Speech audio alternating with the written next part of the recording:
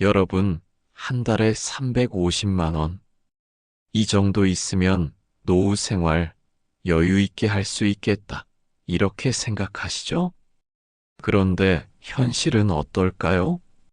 실제로 준비된 생활비는 230만 원. 무려 120만 원이나 부족하다는 조사 결과가 나왔습니다. 월로 보면 잘 감이 안 오시죠? 1년이면 1,400만 원, 10년이면 1억 4천만 원이 부족하다는 이야기입니다. 오늘은 바로 이 노후 생활비의 현실에 대해서 함께 얘기해 보려고 합니다. 여러분도 아마 노후에 한 달에 얼마쯤 필요할까? 이런 고민 많이 해보셨을 겁니다. 설문조사 결과 국민들이 생각하는 적정 노후 생활비는 한 달 350만 원이었습니다. 여행도 좀 다니고 취미도 즐기고 손주들 용돈도 주면서 살아가려면 이 정도는 있어야 여유롭다. 이런 생각이죠. 그런데 실제 준비된 금액은 230만 원. 평균적으로 무려 120만 원이 모자랍니다. 여러분, 120만 원이라고 하면 조금 아쉬운 정도라고 생각할 수도 있지만 연 단위로 환산해 보면 그 격차가 큽니다. 1년이면 1,400만 원, 10년이면 1억 4천만 원이 부족한 셈이니까요. 평생 모아둔 노후 자금에서 이런 구멍이 뚫려 있다면 마음이 무거워질 수밖에 없겠죠. 그래, 여유롭게는 못 살아도 최소한 먹고, 자고, 병원 가는 데는 문제 없으면 되지 않나? 이렇게 생각하실 수 있습니다. 그런데 조사에 따르면 최소 생활비도 부족한 것으로 나타났습니다. 최소 생활비라는 건 정말 기초적인 비용이에요. 밥 먹고, 집세 내고, 교통비 조금 쓰고, 병원 다니는 수준이죠. 이 금액이 한 달에 248만 원이 필요하다고 잡혔습니다.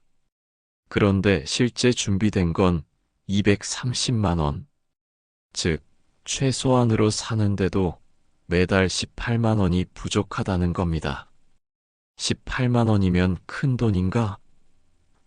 이렇게 생각하실 수도 있겠죠. 하지만 이게 1년이면 200만 원이 넘고 20년, 30년 쌓이면 수천만 원 차이가 납니다. 특히 나이 들수록 의료비가 늘어납니다. 60세 이후 평균 의료비는 젊을 때보다 3배 가까이 많다는 통계가 있어요. 그러니 최소 생활비조차 맞추지 못한다면 늘어나는 병원비는 감당하기가 더 힘들어질 수밖에 없습니다. 그렇다면 이런 질문을 하실 수 있습니다. 그럼 도대체 얼마나 있어야 안심하고 살 수 있는 거야? 정답부터 말씀드리면 사람마다 다릅니다. 하지만 한 가지 확실한 건 우리가 생각하는 것보다 훨씬 더 많은 돈이 필요하다는 겁니다. 실제로 많은 분들이 이렇게 말씀하십니다. 나는 검소하게 살 거야. 별로 돈 안 들어. 그런데 막상 은퇴하고 나면 생각이 달라집니다. 왜냐하면 젊었을 때는 몰랐던 지출들이 하나둘 생기기 때문이죠. 예를 들어 볼까요? 치과 치료 한 번에 몇백만 원, 백내장 수술에 또 몇백만 원, 무릎이 아파서 병원 다니는데 한 달에 20만 원, 30만 원씩 나갑니다. 괜찮아. 건강보험 있잖아. 맞습니다. 건강보험이 있습니다. 하지만 건강보험이 다 커버해주지 않아요. 비급여 항목이 생각보다 많습니다. 좋은 약, 좋은 치료는 대부분 본인 부담입니다. 실제로 65세 이상 어르신들의 의료비 중 본인이 직접 내는 비용이 평균 30%가 넘는다는 통계도 있습니다. 그리고 또 하나 많은 분들이 간과하시는 게 있습니다. 바로 인플레이션, 즉 물가 상승입니다. 지금 248만 원이면 최소 생활이 가능하다고 했죠. 그런데 10년 후에는 이 금액이 300만 원이 될 수도 있습니다. 20년 후에는 아마 400만 원 가까이 필요할 겁니다. 물가는 매년 조금씩 오릅니다. 커피 한 잔 값도, 교통비도, 병원비도 다 오르죠. 그런데 연금은 그만큼 오르지 않습니다. 국민연금 인상률은 물가 상승률보다 낮은 경우가 많아요. 그러니 시간이 지날수록 실질 구매력은 떨어지는 겁니다. 한 70대 어르신께서 이런 말씀을 하셨어요. 나는 평생 성실하게 살았어. 남 피해 준 적도 없고 열심히 일했지. 그런데 왜 이렇게 불안한지 모르겠어. 통장 잔고를 볼 때마다 가슴이 철렁해. 이 말씀이 참 가슴 아팠습니다. 성실하게 사신 분들이, 당당하게 사셔야 할 분들이 노후에 불안해하시는 모습을 너무 많이 봤습니다. 그럼 우리는 어떻게 해야 할까요? 이미 은퇴하신 분들은 지금부터라도 지출을 정확히 파악하고 관리하셔야 합니다. 매달 어디에 얼마가 나가는지 꼼꼼히 체크하세요. 그리고 불필요한 지출을 줄이는 것도 중요하지만 동시에 수입을 늘릴 방법도 고민해 보셔야 합니다. 작은 일이라도 할 수 있는 일을 찾거나 정부 지원금이나 복지 혜택을 꼼꼼히 알아보시는 것도 방법입니다. 무엇보다 중요한 건 혼자 고민하지 마시라는 겁니다. 가족과 이야기 나누시고 전문가와 상담도 받아보세요. 부끄러운 일이 아닙니다. 현명한 선택입니다. 노후 생활비 부족 문제는 은퇴 시기와도 깊은 관련이 있습니다. 여러분은 몇 살쯤 은퇴하고 싶으세요?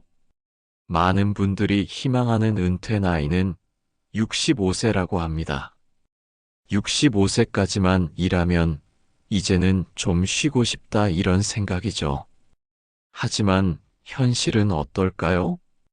실제 은퇴 시기는 평균 56세로 나타났습니다. 희망보다 무려 9년이나 빨리 은퇴하는 거죠. 게다가 노후 준비를 본격적으로 시작하는 나이는 평균 48세였습니다. 56세에 은퇴한다고 치면 준비할 수 있는 시간은 고작 8년뿐이라는 얘기예요. 8년 동안 모아둔 돈으로 20년, 30년, 이제는 100세 시대라 길게는 40년 넘게 살아야 한다면 이게 얼마나 버거운 일인지 금방 와닿으실 겁니다. 왜 이런 일이 벌어지는 걸까요? 계획대로 65세까지 일하고 싶은데 왜 56세에 은퇴하게 되는 걸까요? 이유는 생각보다 단순합니다. 대부분은 본인 의지가 아니라 어쩔 수 없이 은퇴하게 되는 겁니다. 가장 큰 이유는 건강 문제입니다. 조금만 더 일하려고 했는데 몸이 말을 안 들어. 허리가 아프고 무릎이 시리고 혈압약을 먹어도 컨디션이 예전 같지 않습니다. 아침에 일어나는 것부터가 힘들어지죠. 50대 중반이 되면 체력이 급격히 떨어지는 분들이 많습니다. 젊은 사람들과 같은 속도로 일하기 어려워지고 결국 현장에서 밀려나게 됩니다. 두 번째 이유는 회사 구조 조정입니다. 명예퇴직, 권고사직, 정리해고 이름만 다를 뿐 결국 같은 얘기입니다.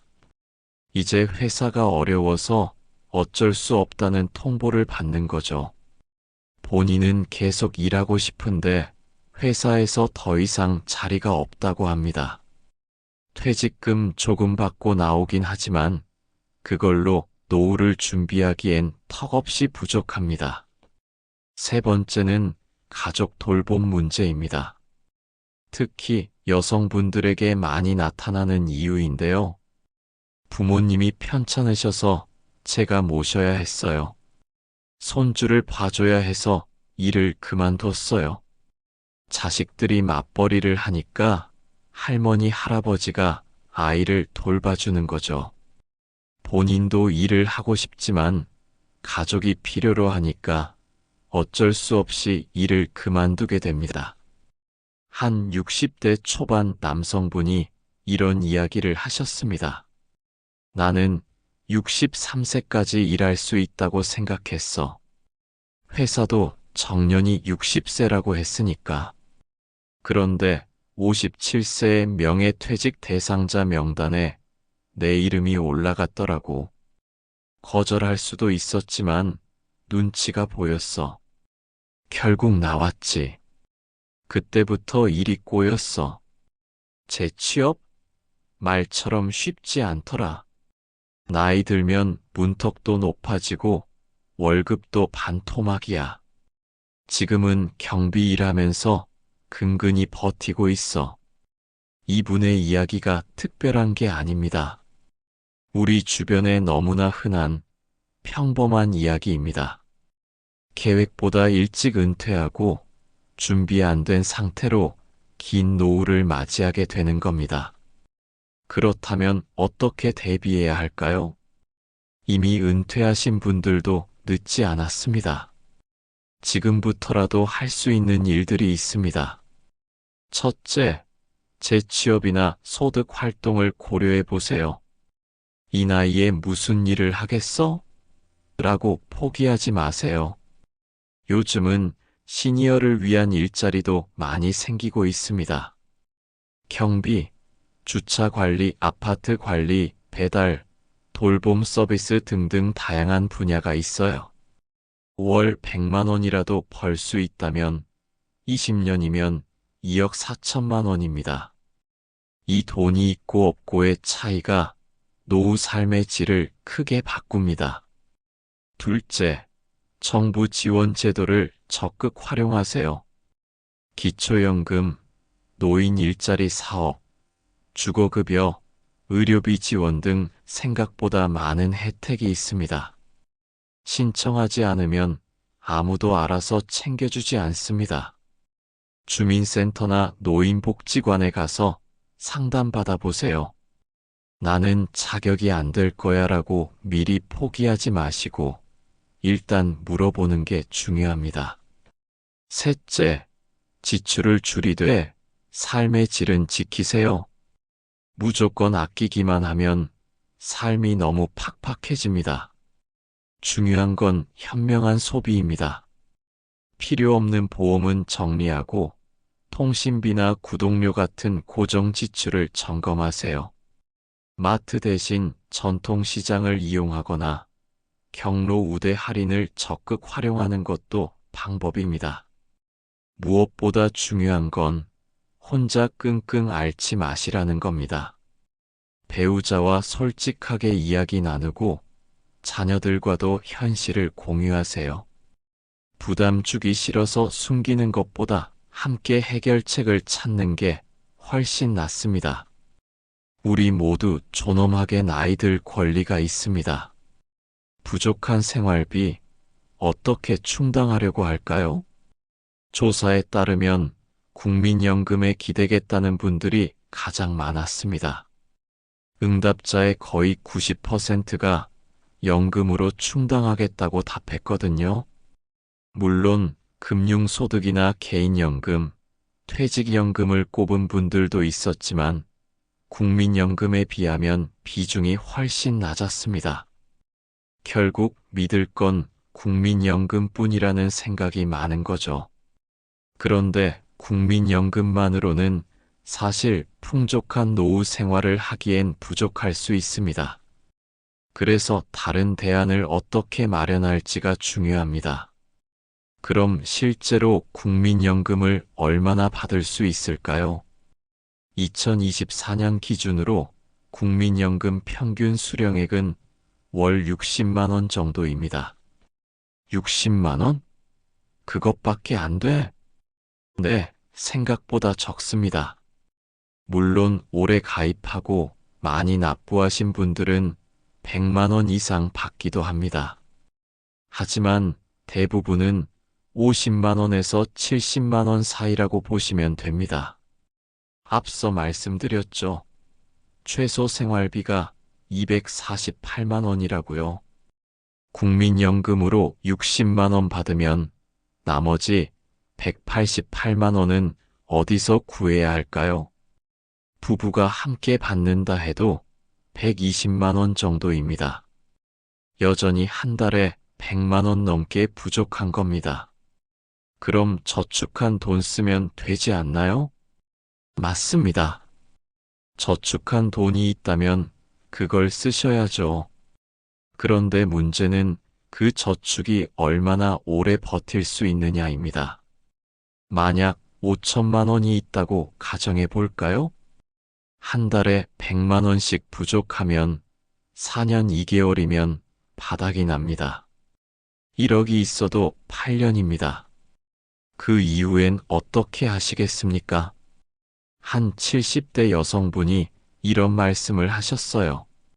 남편이 돌아가시고 나서 연금이 반으로 줄었어요. 원래 80만 원 받다가 40만 원으로 뚝 떨어졌죠. 저축해둔 게 좀 있긴 했는데 남편 병원비 쓰느라 거의 다 없어졌어요.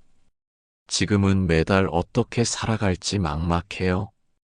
자식들한테 손 벌리기도 미안하고요. 이게 현실입니다. 국민연금만으로는 턱없이 부족하고 저축은 생각보다 빨리 바닥나고 자식들에게 의지하기도 어렵습니다. 그렇다면 대안은 무엇일까요? 첫 번째로 생각해 볼 수 있는 건 주택연금입니다.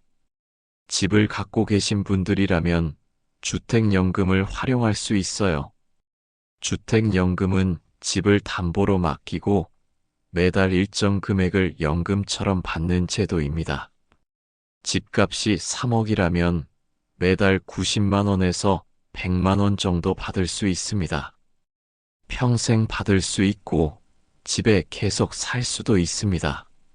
사망 후에도 배우자가 계속 받을 수 있고요. 그럼 자식들한테 집을 못 물려주는 거 아니야? 그렇게 생각하실 수 있습니다. 하지만 반대로 생각해 보세요. 본인이 생활비 없어서 자식들한테 매달 손 벌리는 것과 본인 집으로 본인이 편하게 사는 것 중 뭐가 나을까요? 자식들도 사실 부모님 집보다는 부모님이 경제적으로 안정되게 사시는 게 더 편할 겁니다. 두 번째는 일입니다. 이 나이에 무슨 일을 해? 라고 생각하실 수 있지만 요즘은 달라졌습니다. 65세, 70세에도 일하시는 분들이 정말 많아요. 경비, 청소, 주차 관리, 택배 분류, 배달, 가사 도우미 등등 시니어를 위한 일자리가 계속 늘고 있습니다. 주 3일만 일해도 월 70만 원, 80만 원은 벌 수 있어요. 이게 국민연금 60만 원과 합쳐지면 140만 원입니다. 여전히 부족하긴 하지만 안 하는 것보다는 훨씬 낫죠. 그리고 일을 하면 돈뿐만 아니라 다른 것도 얻을 수 있습니다. 규칙적인 생활, 사람들과의 교류, 내가 쓸모 있다는 느낌. 이런 것들이 노후 정신 건강에 정말 중요합니다. 집에만 있으면 우울해지고 무기력해지기 쉽거든요. 세 번째는 정부 지원 제도입니다. 기초연금은 만 65세 이상이고 소득이 일정 수준 이하면 받을 수 있습니다. 2024년 기준으로 최대 월 33만 원까지 받을 수 있어요. 주거급여, 의료비 지원, 교통비 지원, 에너지 바우처 등 생각보다 많은 혜택이 있습니다. 이런 제도들을 꼼꼼히 알아보고 신청하세요. 나는 자격 안 될 거야 라고 미리 포기하지 마시고 일단 주민센터에 가서 상담받아 보세요. 네 번째는 자산 재배치입니다. 쓰지 않는 보험은 해지하고 필요 없는 적금은 정리하세요. 금융 상품도 정리해서 실제로 필요한 것만 남기고 현금 흐름을 개선하는 게 중요합니다. 가장 중요한 건 현실을 직시하는 겁니다. 국민연금만으로 되겠지 하는 막연한 기대는 위험합니다. 구체적으로 계산해보고 부족한 부분을 메울 계획을 세워야 합니다. 늦었다고 생각하지 마세요. 지금 시작하는 게 가장 빠른 겁니다. 여러분의 노후는 여러분이 지켜야 합니다. 우리나라 가계 자산의 75%는 부동산에 묶여 있습니다. 하지만 정작 노후 자금으로 집을 활용하겠다는 생각은 여전히 소극적이었어요. 예를 들어 주택연금은 들어본 분이 90%가 넘는데 실제로 가입하겠다는 사람은 3명 중 1명뿐이었습니다. 아직도 집은 자식에게 물려줘야 한다는 생각이 강하기 때문입니다. 또 절반 이상이 집을 팔고 작은 집으로 옮기는 다운사이징을 고려하겠다고 했습니다. 하지만 대부분은 70대 이후에나 하겠다고 대답했어요. 정작 필요할 때 실행은 미뤄지고 있다는 얘기죠.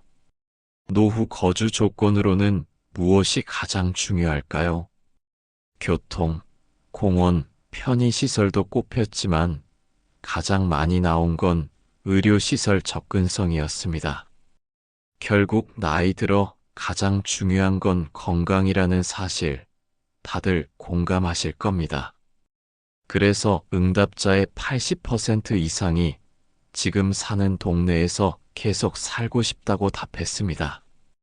익숙한 생활권, 병원 가까운 게 제일 중요하다는 거죠. 그런데 여기서 중요한 질문을 하나 드려야겠습니다. 지금 사는 집이 정말 노후에 적합한 집인가요? 많은 분들이 익숙하다는 이유로, 정든 동네라는 이유로 계속 살고 싶어 하십니다. 물론 그 마음 충분히 이해합니다. 30년, 40년 살아온 집이고 자식들 키운 추억이 있는 곳이니까요. 이웃과의 정도 있고 어디에 뭐가 있는지도 다 알고 계시죠. 하지만 냉정하게 생각해 봐야 할 부분이 있습니다. 지금 사시는 집이 계단이 많은 건 아닌가요? 욕실에 손잡이가 있나요? 문턱이 높아서 걸려 넘어질 위험은 없나요? 겨울에 난방비가 너무 많이 나오진 않나요? 한 70대 남성분이 이런 이야기를 하셨어요. 우리 집은 4층인데 엘리베이터가 없어요. 젊었을 땐 아무렇지도 않았는데 이제는 계단 오르내리는 게 너무 힘들어요. 장 봐서 올라오면 숨이 턱까지 차고 무릎은 시큰거리고 그래서 밖에 나가는 것도 점점 꺼려지더라고요. 병원 가는 것도 부담스럽고요. 작은 집으로 옮길까 생각도 해봤는데 이 나이에 이사 간다는 게 또 막막하고 그냥 참고 살고 있습니다. 이게 많은 어르신들의 현실입니다. 집은 익숙하지만 몸이 집을 따라가지 못하는 거죠. 그런데도 나중에, 좀 더 나중에 하면서 미루고 계십니다. 70대 이후에 다운사이징을 하겠다고 하신 분들 많으시죠? 그런데 70대면 이미 체력이 많이 떨어진 상태입니다. 이사 준비하고, 짐 정리하고, 새 집 적응하는 게 정말 쉽지 않아요? 그래서 전문가들은 말합니다. 다운사이징은 60대 초반에 하는 게 가장 좋다고요. 아직 건강할 때, 판단력이 있을 때 옮겨야 실수도 줄이고 적응도 빠릅니다. 그렇다면 다운사이징을 왜 해야 할까요? 첫째, 경제적 여유가 생깁니다. 예를 들어 5억짜리 집을 팔고 3억짜리 작은 집으로 옮기면 2억이 생깁니다. 이 돈을 연금처럼 나눠 쓴다면 한 달에 80만 원씩 20년을 쓸 수 있어요. 국민연금 60만 원과 합치면 140만 원입니다. 여기에 작은 일이라도 하면 200만 원은 만들 수 있죠. 이렇게 되면 최소 생활비 248만 원에 훨씬 가까워집니다. 둘째, 관리가 편해집니다. 큰 집은 청소하기도 힘들고 난방비도 많이 나가고 수리할 곳도 많습니다. 작은 집으로 옮기면 관리비, 난방비, 청소 부담이 확 줄어듭니다. 혼자 혹은 부부 둘만 사는데 방이 3개, 4개나 필요하신가요?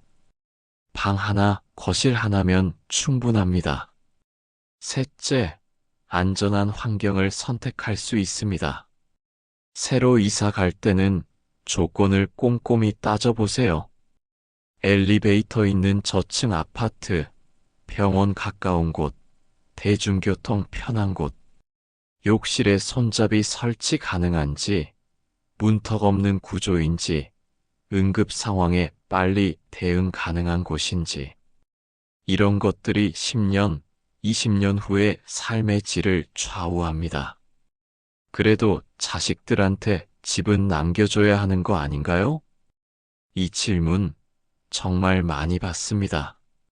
그런데 역으로 여쭤보고 싶습니다. 자식들이 정말 부모님 집을 원할까요? 요즘 젊은 세대는 본인들 집 마련하기도 바쁩니다. 부모님이 사시던 오래된 집보다는 부모님이 경제적으로 안정되게 사시는 걸 더 원합니다. 한 60대 여성분이 딸에게 이렇게 물었대요. 엄마 집 나중에 내가 물려받아야 하니까 지금 팔면 안 될 것 같은데. 그랬더니 딸이 뭐라고 했을까요? 엄마, 그 집 제가 안 받아도 돼요. 엄마가 그 집 팔아서 편하게 사세요. 저는 엄마가 제 걱정하지 않고 건강하게 사시는 게 더 중요해요. 이게 요즘 자식들의 진심입니다. 물론 모든 가정이 다 그런 건 아니겠죠. 하지만 적어도 한 번쯤은 자식들과 솔직하게 이야기 나눠보세요. 엄마, 아빠가 이 집 팔고 작은 데로 옮기면 어떻게 생각하니? 대부분의 자식들은 찬성할 겁니다. 주택연금도 마찬가지입니다. 주택연금은 집을 담보로 맡기고 평생 연금을 받는 제도입니다. 집에 계속 살면서도 매달 돈을 받을 수 있어요. 사망 후 집값이 오르면 그 차액은 상속인에게 돌아가고, 만약 집값보다 더 많이 받았어도 상속인이 빚을 갚을 필요는 없습니다. 정부가 보증하니까요. 그런데 왜 가입률이 낮을까요? 자식한테 미안하다, 집 없어지는 것 같아서 불안하다, 복잡할 것 같다. 이런 이유들입니다. 하지만 정작 본인이 생활비 없어서 자식한테 매달 손 벌리는 게 더 미안한 일 아닐까요? 노후는 준비하는 사람만 편합니다. 집을 자산으로만 생각하지 마시고 노후 생활 도구로 생각하세요. 70대 이후가 아니라 지금 60대에 결정하세요. 지금이 가장 빠른 때입니다. 오늘은 뉴스에서 전해진 노후 생활비의 현실, 그리고 우리가 마주하고 있는 여러 가지 고민에 대해 함께 이야기 나눠봤습니다. 정리하자면 국민들이 생각하는 적정 노후 생활비는 한 달 350만 원.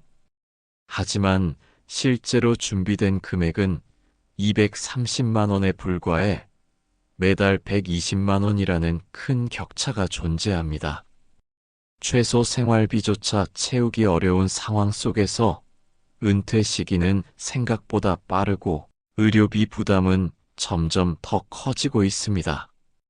그래서 많은 분들이 결국 국민연금에 의지하고 계시지만 연금 하나만으로는 부족할 수 있기에 부동산 활용, 개인연금, 생활 패턴의 변화 등 다양한 방안을 고민할 필요가 있습니다. 무엇보다 중요한 건 노후 준비는 빠를수록 좋다는 사실입니다. 하지만 혹시 늦었다고 느끼시더라도 지금 이 순간이 바로 가장 빠른 때라는 걸 기억하셨으면 합니다. 오늘의 작은 결심이 내일의 든든한 삶을 만들어줍니다. 노후란 결국 돈만의 문제가 아닙니다. 여유롭고 행복한 삶을 누리기 위해서는 마음의 준비도 필요합니다. 우리가 살아온 세월을 돌아보면 늘 위기와 어려움이 있었지만 또 늘 극복해내지 않았습니까? 노후 역시 마찬가지입니다. 조금 부족하더라도 삶의 지혜와 경험이 있기에 우리는 충분히 아름답게 살아갈 수 있습니다. 이 영상을 보시는 모든 분들의 노후가 단순히 버티는 삶이 아니라 조금이라도 더 따뜻하고 여유로운 삶이 되기를 진심으로 바랍니다. 혹시 오늘 영상이 마음에 와 닿으셨다면 앞으로도 함께 더 많은 이야기를 나눌 수 있도록 좋아요와 구독 꼭 부탁드립니다. 여러분의 작은 클릭이 저에게는 큰 힘이 되고 또 이 채널이 더 많은 분들께 위로와 도움이 되는 길이 됩니다. 여러분, 인생의 황혼기가 어둡지만은 않습니다. 오히려 해가 지는 하늘이 더 아름답듯 우리의 노후도 그렇게 빛날 수 있습니다. 앞으로의 여정이 여러분께 평안과 따뜻함으로 채워지기를 진심으로 기도합니다. 오늘도 함께 해주셔서 감사합니다.